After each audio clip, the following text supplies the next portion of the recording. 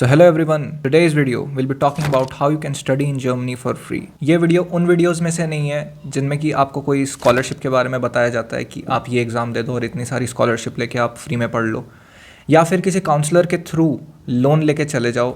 ऐसा इस वीडियो में कुछ भी नहीं होने वाला। एकदम जेन्युइनली और 100% तौर पे आप जर्मनी में कैसे फ्री में पढ़ सकते हो, ये आज हम लोग डिस्कस करने वाले। So the thing with Germany is कि जर्मनी में most of the public universities में ज़ीरो ट्यूशन फीस है। Absolutely zero amount of tuition fees is required to study in Germany, and ये चीज़ मुझे पता चली थी अराउंड क्लास 12th के अराउंड। और अगर ये चीज़ मुझे किसी ने क्लास 10th या 11th के अराउंड बता दी होती तो शायद आज मैं जर्मनी में बैठा होता। But I don't want the same to happen with you all, that's why I am making this video. और ये चीज़ मुझे क्लास 12th में पता चलने के बाद भी मैं जर्मनी क्यों नहीं जा पाया, उसके पीछे एक बहुत बड़ी वजह है, एंड वो वजह हम आगे डिस्कस करने वाले हैं कि किस वजह से मैं नहीं जा पाया और क्यों। इसके लिए आपको जल्दी स्टार्ट करना, अर्ली प्रिपरेशन करना स्टार्ट करना चाहिए अगर आप एम करते हो अब्रॉड जाने का।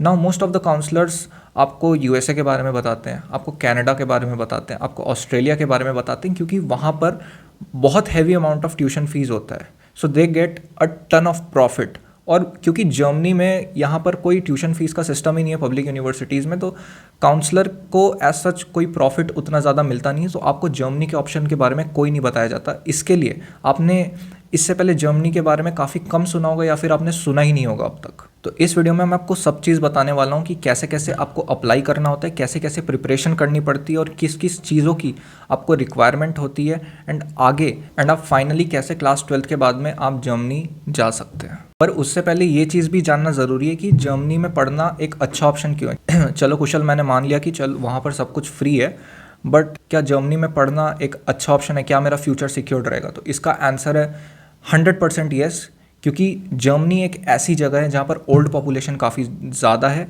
एंड वहाँ पर स्किल लेबर की काफ़ी कमी है। तो जॉब्स की वहाँ पर काफ़ी ज़्यादा डिमांड है। तो अगर आप स्किल्ड हैं, अगर आप वहाँ ढंग से पढ़ाई करते हैं, तो आप वहाँ पर इजीली सेटल हो सकते हैं और वहाँ पर जो पैसा है वो भी आपको बहुत दिया जाता है ना। अगर आप उसको यूएसए से कंपेयर करोगे तो आपको लगेगा कि यहाँ पर एवरेज सैलरी कम है, but that's not the case. USA Canada में सबसे पहले सिक्योरिटी आपकी काफ़ी ज़्यादा बेकार है इंडियंस को लेकर के, जैसा कि आप न्यूज़ वगैरह सुनते हो। बट यूरोपियन रीजन में ये चीज़ काफ़ी ज़्यादा मिनिमाइज्ड है और एकदम ना के बराबर है। तो सबसे पहली चीज़ आती है सिक्योरिटी, जो कि आपको यूरोपियन रीजन में काफ़ी ज़्यादा तगड़ी मिलती है और जर्मनी में खासकर वो चीज़ काफ़ी ज़्यादा बड़ी है। सेकंड चीज़ जो आती है, आपको एज अ होल आपको देखने को लगेगा कि यहाँ पर पे ज़्यादा मिल रहा है यूएसए में, बट द थिंग इज़ कि वहाँ पर टैक्स भी उतना ज़्यादा है। वहाँ पर आपके उतने टाइप के टैक्स लगा करके वो आपका सैलरी उतना ही हो जाता है। तो दैट्स वाई जितना मैंने रिसर्च किया है, जितना मैंने लोगों से बात किया, जर्मनी एंड यूएसए की salary is almost the same. बल्कि एंड थर्ड चीज़ आती है कि यूएसए में आपको सेटल होने में प्रॉब्लम होती है। मान लो वहाँ पर आप अपनी डिग्री कंप्लीट करते हो तो आपको जॉब मिलने में थोड़ी सी दिक्कत हो, टाइम लगे और आपका वीज़ा का जो ड्यूरेशन है वो खत्म हो जाए और आपको जॉब ना मिले तो आपको इंडिया वापस आना पड़े। पर जर्मनी में आपको अराउंड 1 ईयर का एक्स्ट्रा टाइम दिया जाता है आपका बैचलर्स कंप्लीट होने के बाद भी, ताकि आप वहाँ पर रह के अपने जॉब के लिए अप्लाई कर सको और वहाँ पर आप सेटल हो सको। तो इस मामले में सारी चीज़ों को देखते हुए और प्लस जर्मनी का वर्क लाइफ बैलेंस, अगर आप ये चीज़ नेट में भी सर्च करोगे तो आपको इजीली पता लगे कि जर्मनी का जो वर्क लाइफ बैलेंस है वो काफ़ी ज़्यादा तगड़ा है। जैसे आपको इंडिया में कॉर्पोरेट्स में काम कराया जाता है, दिन रात काम कराया जाता है बेवकूफ़ों के जगह, सैलरी प्रॉपर नहीं मिलती, ओवर टाइम कराया जाता है, ये सारी चीज़ें वहाँ बिल्कुल नहीं है। वहाँ पर बिल्कुल इस चीज़ में फोकस किया जाता है कि अब आप सिर्फ 8 घंटे काम करो एंड उससे आपको 1 मिनट भी ज़्यादा काम ना कराया जाए, एंड आपकी सैलरी भी जो रहती है वो एकदम प्रॉपर रहती है। आप जितना डिज़र्व करते हो आपको उतनी दी जाती है। तो ऑल इन ऑल जर्मनी एक काफ़ी ज़्यादा ऑप्शन है जो अब्रॉड पढ़ने को देख रहे हैं। और आखिरी चीज़ ये कि अगर आप ठान लो कि आपको जर्मनी में पढ़ना है तो उसके chances of getting an admission in German university is very easy comparative to USA, Canada, Australia. यहाँ पर आपको काफ़ी ज़्यादा एप्लीकेशंस देने पड़ते हैं, यहाँ पर काफ़ी ज़्यादा आपका टफ कॉम्पिटिशन्स रहता है, खासकर बैचलर्स के लिए। बट जर्मनी में ऐसा नहीं है। मैं पर्सनली बताऊँ, लाइक मेरे 93% कुछ थे क्लास 12th में, एंड मुझे वहाँ के top university technical university of Munich में कंप्यूटर साइंस इजीली मिल जा रहा था। आप सोचो इंडिया में इतने सारे आपको एग्जाम्स देने पड़ते हैं, आपको इतने जेई देना पड़ता है, इतनी रिगरस 2 साल की प्रिपरेशन होती है, एंड उसके बाद जाके भी उतने रैंक लाने के बाद भी, फाइट मारने के बाद भी आपको एक अच्छा कॉलेज, आपकी डिज़ायर्ड ब्रांच नहीं मिलती। और यहाँ पर फॉरेन में आपके टैलेंट को इतने बढ़िया तरीके से रिकॉग्नाइज़ किया जा रहा है कि आप सिर्फ 90% से भी ऊपर हो तो आपको कंप्यूटर साइंस वर्ल्ड के टॉप मोस्ट कॉलेजेस में पढ़ने को मिल रहा है। इंडियन यूनिवर्सिटीज़ की रैंकिंग कभी लाइक 200-300 से ऊपर ही नहीं जाती। And technical university of Munich जिसकी मैं बात कर रहा हूँ उसकी वर्ल्ड रैंकिंग अराउंड 50 के आसपास है। तो आप सोच सकते हो आपको कम स्टैंडर्ड में किस स्टैंडर्ड की आपको लाइफ मिल रही है एंड आप कितने एक क्वालिटी इंस्टीट्यूशन में पढ़ सकते हो। तो ये सारे रीजंस थे कि why Germany is a better option and क्यों आपको जर्मनी चूज़ करना चाहिए। तो अब वीडियो की तरफ अपन आगे बढ़ते हैं और थोड़ा सा पहले डिस्कस करते हैं कि जर्मन एजुकेशन सिस्टम और इंडियन एजुकेशन सिस्टम में क्या फ़र्क है।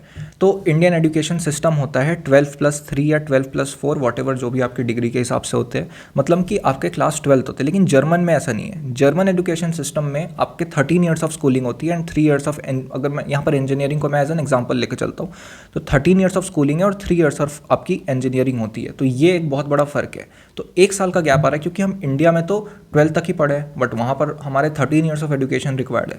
तो इसको कवर करने के हमारे पास में बेसिकली 3 तरीके हैं। वो 3 तरीके मैं आपको बताता हूँ। तो पहला जो ऑप्शन आता है कि आप 12th तो इंडिया से कर लो और आपकी जो 13th ईयर है वो आप जर्मनी में जाके कर लो, जो जिसको हम अपन कहते हैं स्टूडेंट कॉलेज। मतलब जो 13th ईयर है वहाँ पर उसको स्टूडेंट कॉलेज कहा जाता है। तो वहाँ पर पब्लिक स्टूडेंट कॉलेज भी होते हैं, प्राइवेट भी होते हैं। तो वो आप अपने हिसाब से अप्लाई करके आप स्टूडेंट कॉलेज में एडमिशन ले सकते हो। लेकिन स्टूडेंट कॉलेज में पढ़ने के लिए वहाँ पर आपकी एक फ़ीस होती है जो कि आपको देनी पड़ती है। स्टूडेंट कॉलेज में एक फ़ीस होती है लेकिन यूनिवर्सिटीज़ की कोई फ़ीस नहीं होती। तो इस चीज़ में आपको ध्यान रखना पड़ेगा। बट वो फ़ीस कुछ वैसे भी ज़्यादा नहीं होती, आप उसको ईजिली अफोर्ड कर सकते हो। तो आप 13th वहाँ से कर लो। लेकिन इस पर भी एक कंडीशन आती है, उसके बारे में बाद में बात करता हूँ। लेकिन जो अगला तरीका है वो है कि आप फर्स्ट ईयर इंडिया में कर लो। मतलब एक कोई भी गवर्नमेंट ऑफ इंडिया से रिकॉग्नाइज्ड कॉलेज हो, मतलब आप उससे आप अपना फर्स्ट ईयर कर लो एंड बाकी की अपनी एजुकेशन आप 3 साल उसके बाद जर्मनी में जाके कंटिन्यू करो। एंड लास्ट चीज़ आती है बीटेक वालों के लिए कि आप जेईई एडवांस क्वालिफाई कर लो।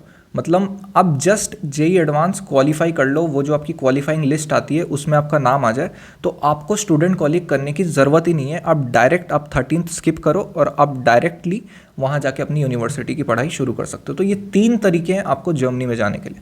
नाउ मैं कौन सा आपको तरीका रिकमेंड करता हूँ, वो एब्सोल्युटली फर्स्ट वाला वे है। फर्स्ट वाला तरीका थोड़ा सा कॉम्प्लेक्स ज़रूर है बट अगर आप लॉन्ग टर्म प्लानिंग के हिसाब से चल रहे हो like this is the best way to proceed with. And यही वो रीज़न है जिसके कारण मैं नहीं जा पाया, क्योंकि जब मेरे को क्लास 12th में ये चीज़ के बारे में पता चला तो प्रिपरेशन करने का मेरे पास बिल्कुल भी समय नहीं था। अब आपको स्टूडेंट कॉलेज करने के लिए आपको जर्मन सीखना पड़ेगा ना। जर्मनी में फ्री एजुकेशन तो है बट इसमें एक सबसे बड़ी कंडीशन ये आती है कि आपको आपकी जर्मन प्रोफिशिएंसी काफ़ी अच्छी होनी चाहिए। तो जर्मन के जो होते हैं वो 6 लेवल्स होते हैं, A1 A2 B1 B2 और C1 C2। तो आपको इंडिया से B2 लेवल तक आपको सीख के जाना पड़ेगा। बहुत सारे इंस्टीट्यूशंस होते हैं, आप ऑनलाइन भी सीख सकते हो। उसके बाद उसका एक एग्ज़ाम होता है, उसको आपको पास करना पड़ता है। तो आपको B2 लेवल तक आपको करना पड़ेगा। इसके लिए लगभग आपको 6-7 महीने, अगर आप बहुत रिगरस और एफर्ट डाल के कर रहे हो अगर आप आराम से भी कर रहे हो तो आपके 1 ईयर में ये चीज़ कंप्लीट हो जाएगी। तो ये एक रिक्वायरमेंट है। तो जैसे ही आपका B1 लेवल कंप्लीट होता है आप यूनिवर्सिटीज़ में अप्लाई कर सकते हो। यूनिवर्सिटी से आपको एक कंडीशनल लेटर मिलता है। नाउ ये कंडीशनल लेटर क्या है? कंडीशनल लेटर वो चीज़ है जो आपको एक कंडीशन पे आपको एडमिशन दे रही है कि ठीक है आप जर्मनी आओ, आप स्टूडेंट कॉलेज से अपना 1 ईयर कंप्लीट करो। अगर आपने कंप्लीट कर लिया तो हम आपको एडमिशन देंगे। So this is called a conditional letter. उसके बाद अपना वीज़ा के लिए अप्लाई करते हो, डॉक्यूमेंट्स वगैरह के लिए भेजते हो। नाउ अप्लाई करने के लिए ये एक अलग चीज़ है कि कैसे अप्लाई करते हैं। मतलब 2 तरीके से अप्लाई करते हैं। एक तो होता है यूनी असिस्ट के थ्रू होता है, एक वेबसाइट है वहाँ पर, एंड डायरेक्टली होता है कि आप कॉलेजेस के यूनिवर्सिटीज़ के आप वेबसाइट में जाकर डायरेक्ट अप्लाई कर सकते हो। तो ये 2 तरीके होते हैं। तो इतना डिटेल में फ़िलहाल नहीं जाते। तो आप डॉक्यूमेंट्स सबमिट करो, वीज़ा के लिए अप्लाई करो एंड डायरेक्टली फिर जाके आप वहाँ पर अपनी स्टूडेंट कॉलेज की पढ़ाई कंप्लीट करो एंड उसके बाद आपने यूनिवर्सिटी ज्वाइन कर लो। तो ये बहुत ही सिंपल सा प्रोसेस है। अगर आप ढंग से भी इस चीज़ को प्लान करके एक्सिक्यूट करते हो तो बहुत आराम से हो जाएगा। इस चीज़ को करने का आपका फ़ायदा क्या है? नाउ जर्मनी में आपके इंग्लिश टॉट प्रोग्राम भी होते हैं लेकिन जर्मन टॉट प्रोग्राम्स भी होते हैं। लेकिन बैचलर्स में जो आपको सबसे ज़्यादा ऑप्शन मिलते हैं और बेस्ट यूनिवर्सिटीज़ में मिलते हैं वो आपको जर्मन टॉट प्रोग्राम में मिलते हैं। एंड रिकमेंडेड भी ये होता है कि आप जर्मन टॉट प्रोग्राम ही ज्वाइन करो, क्योंकि जर्मनी एक ऐसा कंट्री है जहाँ पर जर्मन ही बोली जाती है। वहाँ के लोगों को इंग्लिश आती है बट दे प्रीफर, वो इंडिया जैसे नहीं है कि वो हिंदी बोलने में शर्माते हैं। उनके लिए उनका लैंग्वेज काफ़ी ज़्यादा इंपॉर्टेंस होल्ड करता है, तो वो अपने लैंग्वेज में ही बात करना प्रेफर करते हैं। तो अगर आप वहाँ के लोगों के साथ सोशलाइज होना चाहते हो, वहाँ पर आप घुल मिलना चाहते हो, इसलिए आपकी जर्मन प्रोफिशिएंसी आपकी काफ़ी अच्छी होनी चाहिए। जब आप पूरा लैंग्वेज स्कूल करके और स्टूडेंट कॉलीग कर लेते हो ना, तो आपकी जर्मन प्रोफिशिएंसी काफ़ी शानदार हो जाती है। फिर आपको जर्मन में कोई दिक्कत नहीं आती एंड वहाँ पर आप इजीली कम्युनिकेट कर सकते हो लोगों के साथ में एंड आपका वहाँ रहना काफ़ी ज़्यादा आसान हो जाता है। तो इसके लिए ये चीज़ रिकमेंडेड है एंड लॉन्ग टर्म में भी आपको परमानेंट रेसिडेंस और आपको वहाँ पर सेटल होना है, तो उस चीज़ में ये आपको काफ़ी ज़्यादा मदद करने का वाला है। बट अगर कोई 12th में या फर्स्ट ईयर में है तो वो इस चीज़ ये वाले मेथड को भी ट्राई कर सकता है, इस वाले मेथड को भी ट्राई कर सकता है, पर इसमें उसको इंग्लिश डॉट प्रोग्राम्स में अप्लाई करना पड़ेगा अनटिल एंड अनलेस वो जर्मन में काफ़ी ज़्यादा प्रोफिशिएंट ना हो। तो आप ऐसा कर सकते हो कि आप 12th के बाद 1 साल ढंग से जर्मन आप सीख लिए। बट द प्रॉब्लम इसकी ना, जो आपको इंडिया में जर्मन सिखाई जाती है ना, वो आपकी एक बुकिश होती है। जैसे हम भी हिंदी बोलते हैं, आपको कोई बुक से अगर किसी फॉरेनर को पढ़ा है तो वो सीख तो जाएगा, लेकिन इंडिया आके जब वो सुनेगा लोगों को बात करते हुए तो उसको कुछ समझ नहीं आने वाला। तो वही चीज़ है, आपको भले आएगी लेकिन आप जब जर्मनी में पहली बार लैंड करोगे तो आपको लगेगा ये लोग बोल क्या रहे हैं, मेरे को समझ नहीं आ रहा। तो इसलिए वहाँ जाके जर्मन सीखना is a way good option. तो आप फर्स्ट ईयर इंडिया में करने के बाद आप इंग्लिश डॉट प्रोग्राम्स में अप्लाई कर सकते हो। ये भी काफ़ी ज़्यादा अच्छा ऑप्शन है। आपको लिमिटेड प्रोग्राम्स मिलते हैं लिमिटेड यूनिवर्सिटीज़ में, बट फिर भी अगर आप सिलेक्टिवली होके ढंग के प्रोग्राम चूज़ करते हो तो आप इसके थ्रू भी जा सकते हो। एंड अगर आपने सिर्फ जेईई एडवांस क्वालिफाई कर लिया तो आपका रास्ता तो सिंपल है, एकदम क्लियर है, आप एकदम आँख बंद करके जा सकते हो। लेकिन इसमें भी प्रॉब्लम वही होती है कि आपको इंग्लिश डॉट प्रोग्राम्स ही चूज़ करने पड़ते हैं। या तो आप लैंग्वेज सीख लो या फिर आप इंग्लिश डॉट प्रोग्राम में जाओ, तो वहाँ पर आपको थोड़ी बहुत प्रॉब्लम आ सकती है। लेकिन ये स्टूडेंट कॉलीग के थ्रू होते हुए जब आप जाते हो ना, तो आपकी ये लैंग्वेज बैरियर जो है ये पूरी तरीके से ख़त्म हो जाती है। And like this is the best and the proper way. अगर आपके पास में टाइम है तो आपको इसी रूट के साथ में आगे बढ़ना चाहिए। अब आखिरी चीज़ के बारे में डिस्कस कर लेता हूँ। भैया पैसा कितना लगेगा? चलो आपने तो बोल दिया फ्री में होगा, लेकिन ऐसे कैसे फ्री में होगा? वहाँ रहने का भी तो खर्चा होगा। चलो यूनिवर्सिटी फ्री है, लेकिन वहाँ रहने का भी तो इतना ज़्यादा खर्चा होगा, वो अपन कैसे मैनेज करेंगे? तो देखो, तो पैसे का मैं आपको एक ब्रॉड ओवरव्यू दे देता हूँ क्या सीन है। तो अराउंड आपको 12 लाख रुपीज़ आपको ब्लॉक कराने होते हैं अपने बैंक अकाउंट में। मतलब आपको एक बैंक अकाउंट खुला के उतने पैसे आपको ब्लॉक कराने होते हैं। तो this is like 12 lakh rupees. और ये क्यों कराने होते हैं? क्योंकि आप एक फॉरेन कंट्री में पढ़ने के लिए जा रहे हो, तो वहाँ की गवर्नमेंट को भी एक सिक्योरिटी चाहिए कि ये बंदा यहाँ आके इसके पास पैसे नहीं हुए खर्च करने को तो क्या होगा। तो इसके लिए ये चीज़ आपको एज अ सिक्योरिटी डिपॉजिट आपको करानी पड़ती है। ये आपका ही पैसा होता है और जब आप जर्मनी में पहुँच जाते हो उसके बाद ये ब्लॉक्ड अकाउंट आपका ओपन हो जाता है, फिर आप इस पैसे को खर्च कर सकते हो। नाउ अब मैं क्यों बोल रहा हूँ कि फ्री है? तो जर्मनी में कॉन्सेप्ट होता है पार्ट टाइम जॉब्स, ठीक है, पार्ट टाइम जॉब्स। और मेजॉरिटी ऑफ द बच्चे पार्ट टाइम जॉब्स करते हैं। उसमें से आप बिलीव नहीं करोगे, लोग इजीली, मतलब अगर वो ढंग से भी काम करे, मतलब कम काम करे तो भी वो 40 से 50 हज़ार ईजिली कमा लेते हैं, और ज़्यादा भी करे तो अराउंड 60 to 70,000 रुपीज़ वो ईजिली कमा लेते हैं। एंड वहाँ पर जो रहने का खर्चा होता है, जो रहने और खाने का खर्चा होता है, बेसिकली हॉस्टल्स हो गया या जिस भी तरीके की एकोमोडेशन आप ऑप्ट कर रहे हो, तो उसका खर्चा भी आपका अराउंड 40,000 रुपीज़ पर मंथ निकल के आता है।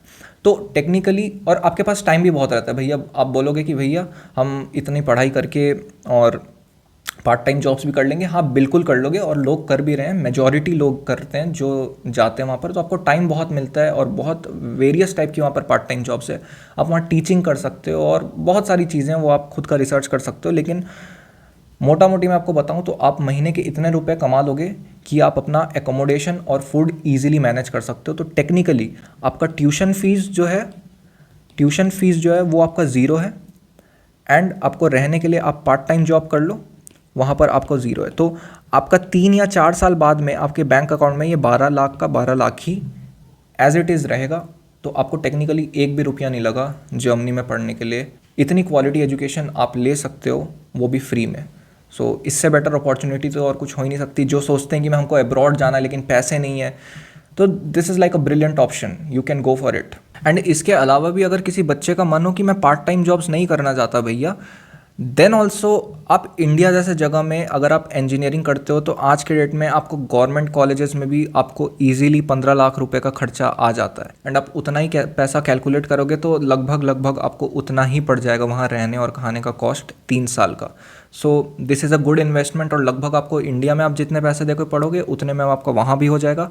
अगर आप पार्ट टाइम जॉब्स कर लेते हो तो आपको तो एक भी रुपया नहीं लगा। आप इंडिया छोड़ो, आप जर्मनी जैसे जगह में टॉप यूनिवर्सिटी में टॉप अपने मनपसंद की ब्रांच आप करके आ रहे हो, वो भी फ्री में, इससे बढ़िया चीज़ और क्या हो सकती है। अगर आपको इस चीज़ के बारे में और डीप में जानना है तो मुझे कमेंट सेक्शन में डेफिनेटली बताना। मैं फ्यूचर में आपको प्रॉपर्ली एक्सप्लेन कर दूंगा कि आपको और कैसे कैसे स्टेप्स लेने, कहाँ से सीखना है, किस इंस्टीट्यूशन से सीखना है, कौन से कोर्सेज बेस्ट होते हैं, कैसे कैसे आपको आगे बढ़ना है। कुछ लोगों के बारे में बता देता हूँ जो कि काफ़ी बढ़िया काम कर रहे हैं जर्मनी में एजुकेशन की नॉलेज को स्प्रेड करने के लिए। उनमें से सबसे बड़ा नाम आता है यूट्यूब में भारत इन जर्मनी, जो कि भारत इन जर्मनी। आप उनको जाके फॉलो करो, इतने सारे वीडियोज़ है, इतने बच्चों के एक्सपीरियंस के वीडियोज़ हैं, वहाँ जाके देखो, खुद की रिसर्च करो और फिर देखो आपको कैसे स्टेप्स लेने हैं आगे। और आपको इंस्टाग्राम पे किसी को फॉलो करना है तो आप शीनम गौतम को फॉलो कर सकते हो, जो कि काफ़ी ज़्यादा तगड़ा कंटेंट बनाती है जर्मनी को लेकर। एंड ये कोई प्रमोशन या स्पॉन्सर नहीं है, मैं जेन्युइनली, मैंने खुद इनको फॉलो किया है एंड और जेन्युइनली मैं आपको रिकमेंड करता हूँ कि जाओ, इनको देखो, इनसे सीखो। So see you in the next video, till then